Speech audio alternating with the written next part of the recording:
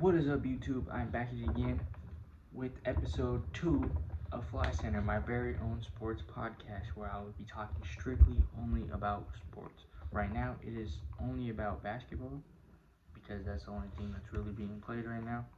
So, today we will be breaking down um, it's a NBA. It is an NBA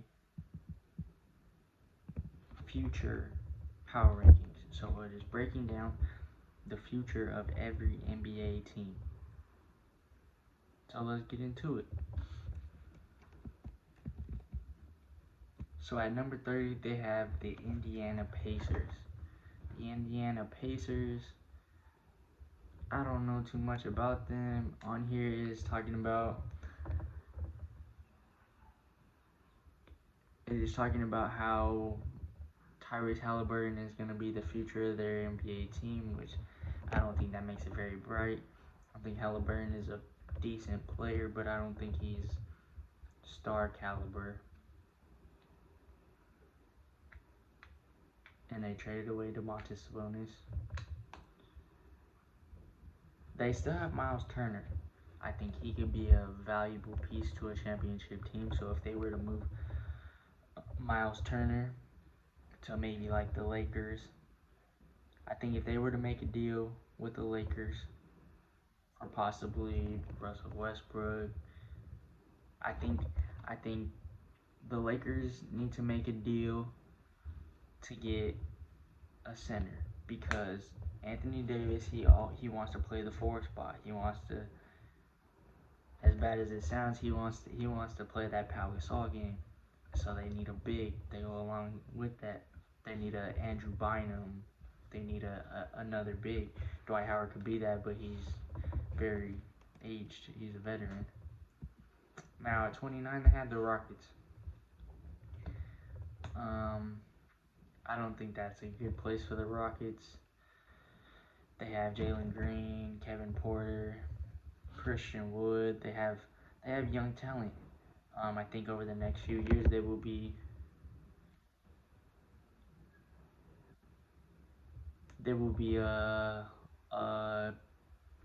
if they decide to make decent moves, that they will be a force to be reckoned with.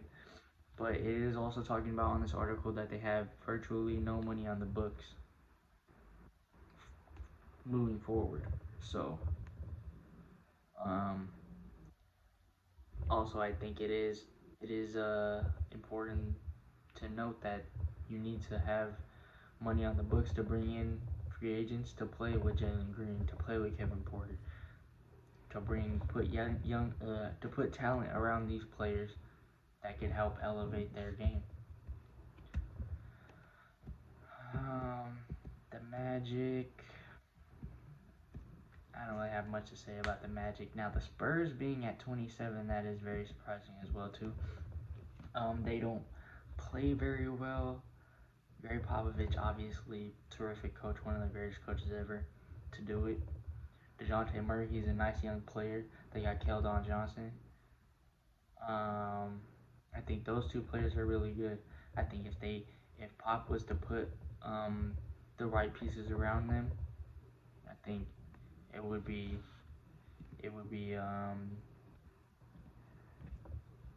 I don't know why they traded Derek White.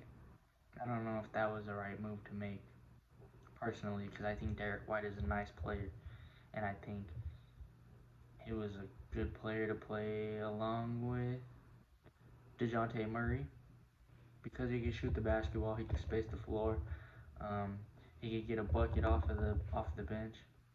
I mean, obviously a good pickup for the Celtics. Now at 26 and 25, they have the Blazers.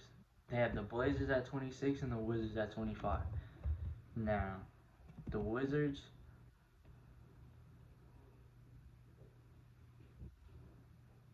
um, they're a really nice team. I really like Bradley Beal. He was leading the league in points for a while. Porzingis, I don't really believe in Porzingis. He's too injury prone. But like I guess past Bradley Beal, they really don't have a lot of talent. I think their best bet is to trade Bradley Beal to maybe a Lakers or maybe a Clippers or maybe a Pistons and try and get some pieces back and they could, you know, move with that. Um, as far as the Blazers go, I don't know what the Blazers, you know, they traded TJ McCollum and bought into fully bought into only having Damian Lillard as their star, and it made them a lot worse. So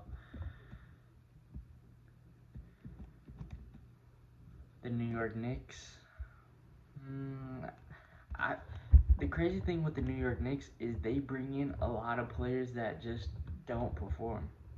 So I really don't know what it is with them. They just bring in players that don't really perform. Julius Randle plays really well.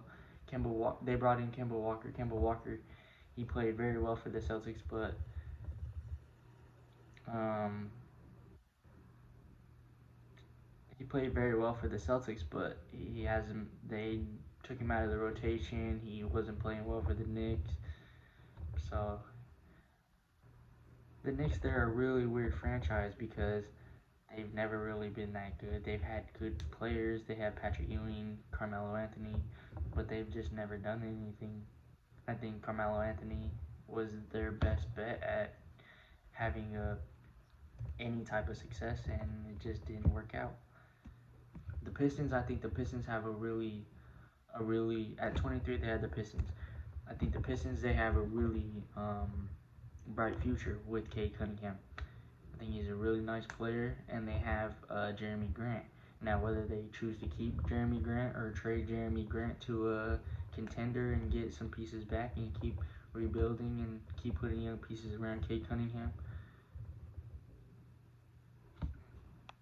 um, that's we'll see what happens with that. But I think Cade Cunningham is a good place to start. Now, at 22, they have the Thunder. Shy Gilgis, Shy Gilgis, Gilgis Alexander. I really don't know how to say bro name, but he's he's a really good scorer. I think among that they really don't have any notable pieces. It says on here Josh Giddey. I don't know anything about that man. I'm not gonna speak on him, but Shai Alexander, he's a really good player. So I think they need to. Right here it says they have their record is 22-53. That's pretty bad. They're be in the lottery again. If they draft a good young piece and put another young piece around Shai Alexander, um, that would be a good addition for them. I think the Kings are a really weird team for me to talk about too because De'Aaron Fox has been in the league for him and Lonzo Ball got drafted. What was 5 years ago, 4 or 5 years ago, and De'Aaron Fox still hasn't really done anything. So, and they just picked up Domantas Sabonis, and of course in that Pacer deal. I think they're putting pieces around. They're getting pieces around De'Aaron Fox that could, and they obviously have Marvin Bagley. Right? Hold on. They have Marvin Bagley on their team, right? Oh, they traded Marvin Bagley to the Pistons. Okay. Yeah, then I don't know what I'm talking about. But still, that just makes the case for like the Kings. They just have to bring in more pieces to put around De'Aaron Fox that could potentially help them make it to the playoffs. You know, the Hornets. I think the Hornets have one of the biggest. At 20, they have the Hornets. At 39-37 is the record. I think they have one of the brightest futures. LaMelo Ball. He's a great player.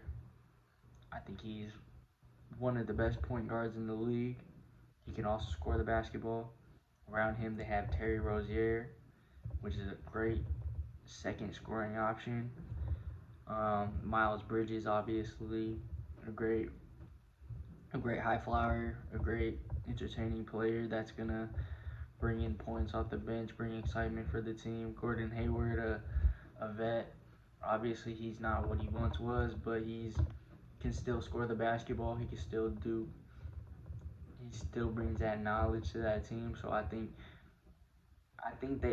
really what it is, I think they need a big. So if they put LaMelo Ball, if they give LaMelo Ball a great big or like a decent big, maybe like a Devontae Sabonis, Miles Turner. I always when I always talk about bigs, I always love to say Dwight Howard, but Dwight Howard is his time is he's not what he once was. He's very aged. He's been in the game for 20 years, 17 years. So I think the Hornets, they need a big. So at 19 they have the Los Angeles Lakers.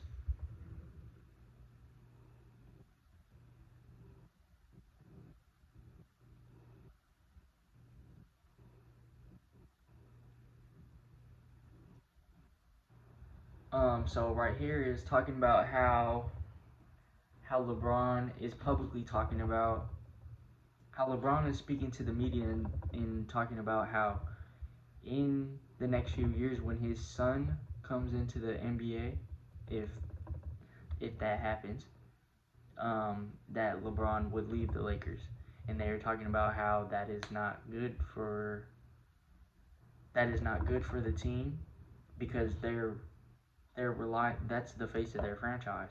They're relying on LeBron, and LeBron is publicly speaking about leaving in the next few years. They're saying that's a bad thing. So it also talks about how Anthony Davis is um, how he hasn't been able to stay healthy, and he's like failed to become that number one player in the NBA that everybody knows he can be, um, which I completely agree with. I think Anthony Davis was supposed to be. I think Anthony Davis should be the best player in the league. I don't understand. He can't stay healthy. Um, he just can't stay healthy, and when he ever gets the ball rolling, like with playing well, he gets injured again, and it's tough on LeBron because then he has to play a lot better. He has to push himself a lot harder, which is a lot harder when you come into a older age. I always said I think the Lakers need another playmaker, which obviously was supposed to be Russell Westbrook. Um, Russell Westbrook, he plays his own game, and that's all he knows how to do. That's just what it is. He doesn't know how to make other players better. He just knows how to elevate his own game. So this article actually doesn't talk about Russell Westbrook, which is kind of surprising. I think they should have looked into getting. I really don't understand with the Lakers how it didn't work out with Andre Drummond because I think that was a really good duo. I think Andre Drummond and Anthony Davis was a really good duo for their squad. But it didn't work out. So number 19 is the Lakers. Number 18 we have the Raptors. 43-32. I don't really watch the Raptors. Um, as far as their roster goes, I think they have a really good roster. Fred VanVleet, Scotty Barnes, Pascal Siakam. Those are three really good players. Obviously, when they won a title, they had Kawhi Leonard. Scotty Barnes wasn't in the. He had just. Scotty Barnes just got drafted, so he wasn't with the team at the time. But I think what the Raptors should really be looking at is like, where's our Kawhi Leonard? You know, like where's our somebody that could really do it for us? Where's our DeMar DeRozan? Because when they had DeMar DeRozan, they didn't really. I don't know. I don't think they had Pascal Siakam at the time.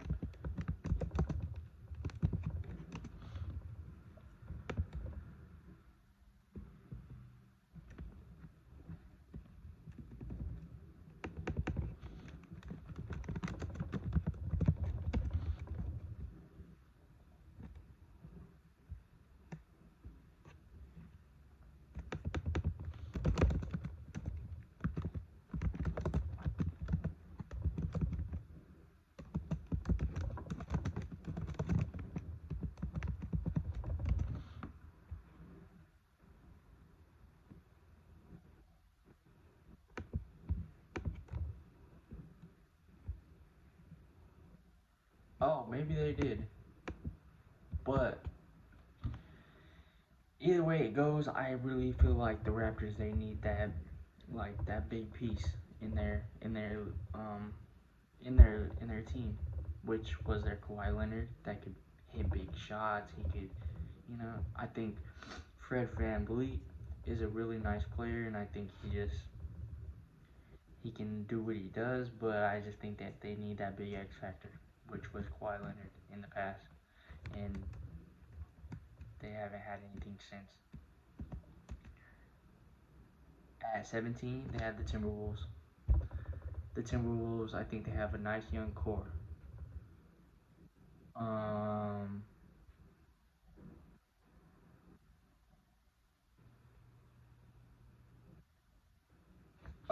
Karl Anthony Towns, obviously one of the best big men in the league. I think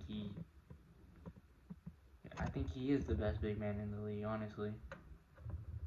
Aside from Anthony Davis, but they play different positions, really. Um, Anthony Edwards is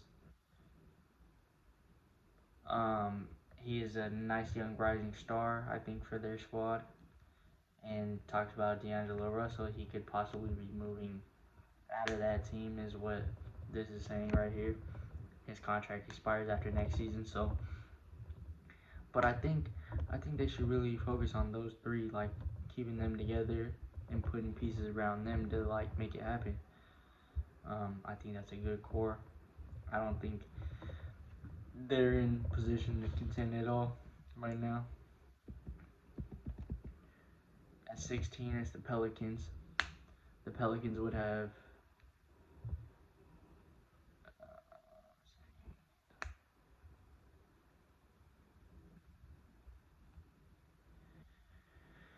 Yeah, with the Pelicans, it's really hard to speak about because Zion Williamson, he hasn't. Zion Williamson, there's a lot of uncertainty about is he willing to play? Is he um there's a lot of talks about is he staying healthy? Like obviously they picked up CJ McCollum and Brandon Ingram. Those are two really great scorers. And they have Devontae Graham. Devontae Graham, I think he's a really nice player. I think he was a really good piece to pick up.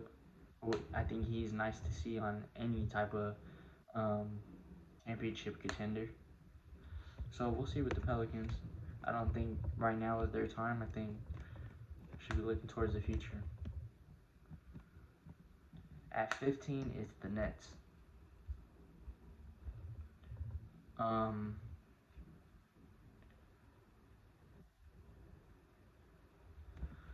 the Nets. I think the Nets are the best team in the East.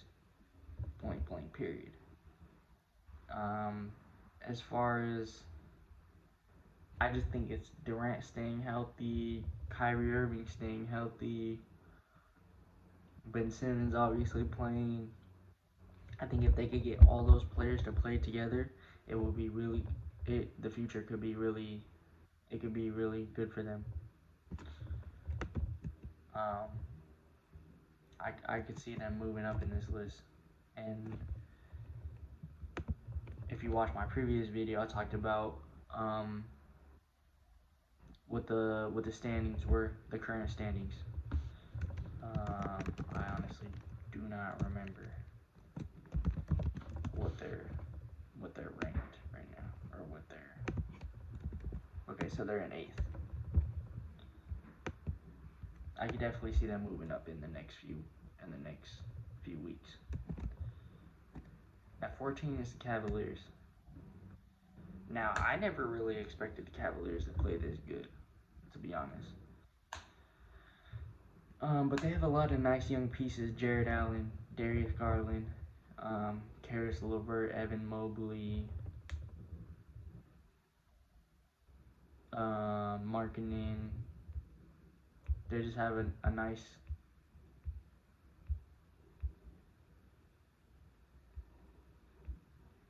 They just have a nice young core.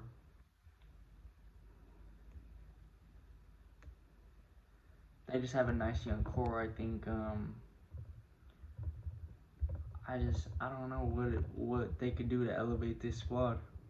Maybe just time and chemistry will help them. Will help elevate their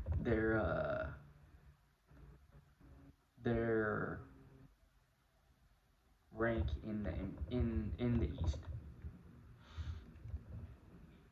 At 13, they have the Hawks. Now the Hawks, the Hawks, they have Trae Young, John Collins. I think those are two really good players. And then they have Clint Capella. Clint Capella's he's one of the best centers in the league. I think a really nice player to play around Trae Young. And I think that's a good young core moving forward. They haven't really performed this year. Just over 500, 38 and 37. They're obviously in the conference finals last year. Or it was a conference finals, right?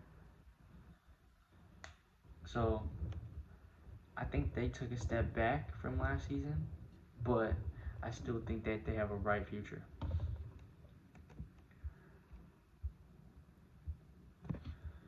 At number 12, they have the 45 and 31 Utah Jazz. Donovan Mitchell, Rudy Gobert, those are a great duo. I think Donovan Mitchell is a really great scorer. And then obviously they have Rudy Gobert. He's a defensive player. It talks about here, 3-time defensive player of the year. Those are two vital pieces. So I think as long as those two stay healthy, and I think they play well together, I think they will be a force to be reckoned with in the West. I think right now they're 3rd. Oh, they're 5th. Okay, they're 5th. They're on a 5-game slide. So I think this season, I don't know. With the Jazz, I think the future's bright, but you just never know. I think they need that another big piece that could really help them out. So, and 11, the Mavericks. Obviously, I talked about how Luka Doncic, I think, is the future of the NBA. He's a future face. Luka Doncic is only 22 years old. I think it's just a matter of putting those pieces around him that will help them play well together. Obviously, they just blew out the Lakers, which is I think that's a big step. That's a big statement.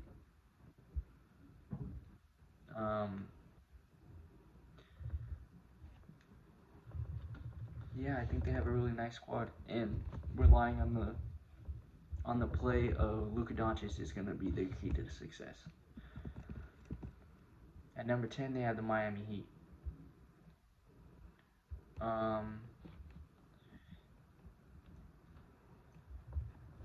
I think it will with the Miami Heat. I think it's always been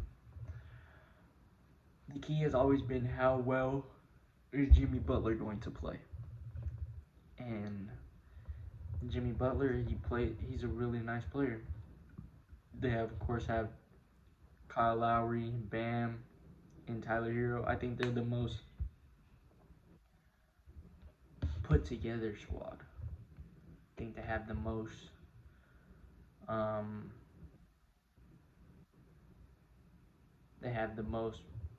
complete team. So at number 9 they have the Golden State Warriors. I don't think the Warriors should be at number 9.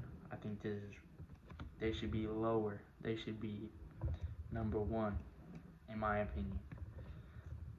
I think they have the most. I think Stephen Curry is the best player in the NBA. Um, James Wiseman, he's a really good big. Obviously, he's been hurt this whole season. They ruled him out the whole season. Um, Draymond Green. Draymond Green. He brings a lot of value to that team, but you know they just have never been able to. Um, since they brought Klay Thompson back, it's been very hard for them to get all these pieces working together. Jordan Poole, a great rising star, and Jonathan Kuminga, a great rising star.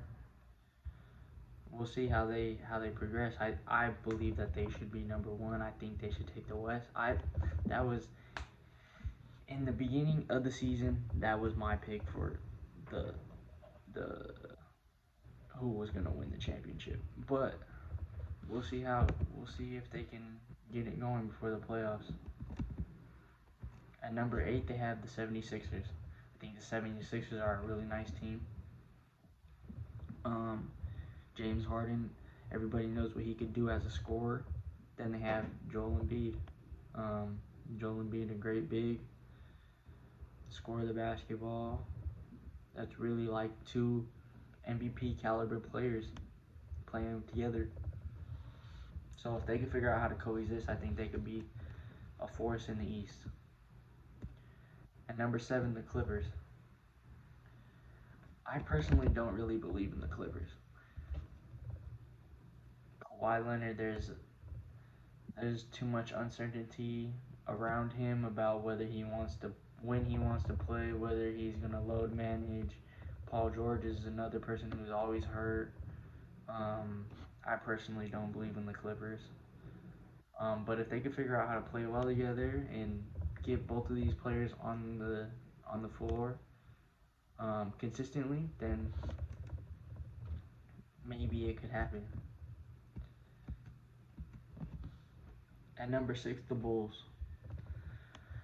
Um, they always say that fun basketball is the best basketball to play. I think the Bulls they play fun basketball. I think that's what they do. So, DeMar DeRozan, he's a really good player. He's a good scorer. Then they have Lonzo Ball. Lonzo Ball is, I think, was one of the best, or is one of the best point guards in the league. And Zach LaVine, of course. I think. Oh, and they of course have Nikola Vucevic, who was a really good big. He could shoot the basketball. He could and do everything else. So I think they're a really good force to be reckoned with. I think um, as far as the Bulls go, we'll see what they do in the playoffs.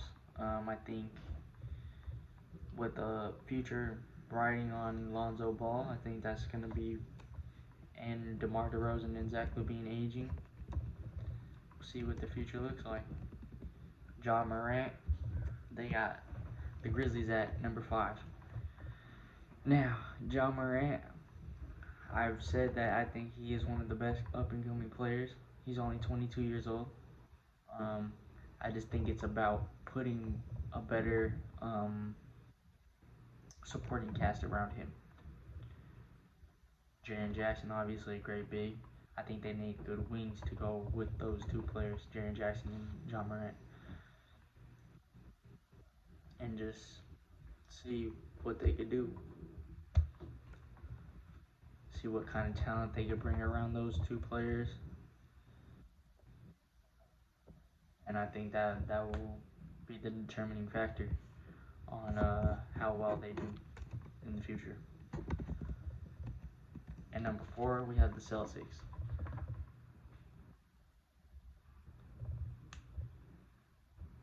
So the Celtics, they have a great core of players. Um, Honestly, it looks extremely promising, but I just don't know what they could do to improve that team.